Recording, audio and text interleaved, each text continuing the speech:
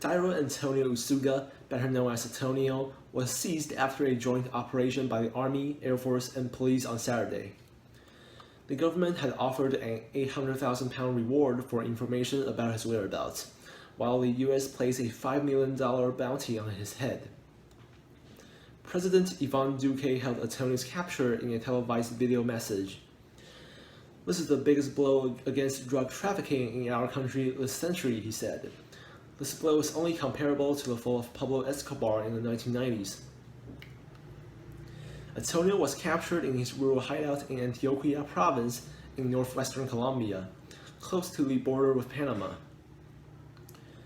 The operation involved 500 soldiers supported by 22 helicopters. One police officer was killed. Antonio had used a network of rural safe houses to move around and evade the authorities, and did not use a phone, instead relying on couriers for communication. But his location at the time of his capture was pinpointed 2 weeks ago, El Tiempo newspaper said. Police Chief George Vargas said his movements were traced by more than 50 signal intelligence experts using satellite imagery. US and UK agencies were involved in the search. Mr. Duque, quoted by AFP news agency, described the operation as the biggest penetration of the jungle ever seen in the military history of our country. Colombia's armed force later released a photo showing soldiers guarding Antonio, who was in handcuffs and wearing rubber boots.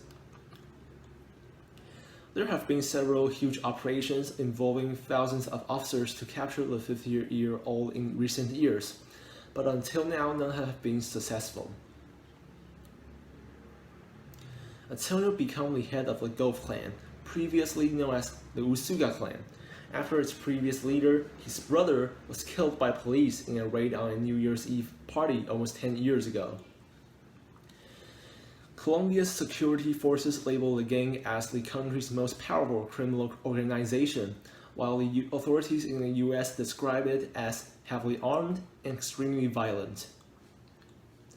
The gang, which operates in many provinces and has extensive international connections, engaged in drug and people smuggling, illegal gold mining, and extortion.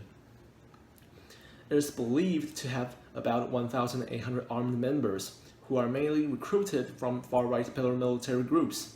Members have been arrested in Argentina, Brazil, Honduras, Peru, and Spain. The gang controls many of the routes used to smuggle drugs from Colombia to the US, and as far away as Russia. The Colombia government, however, believes it has decimated its numbers in recent years, forcing many leading members to hide in remote regions in the jungle.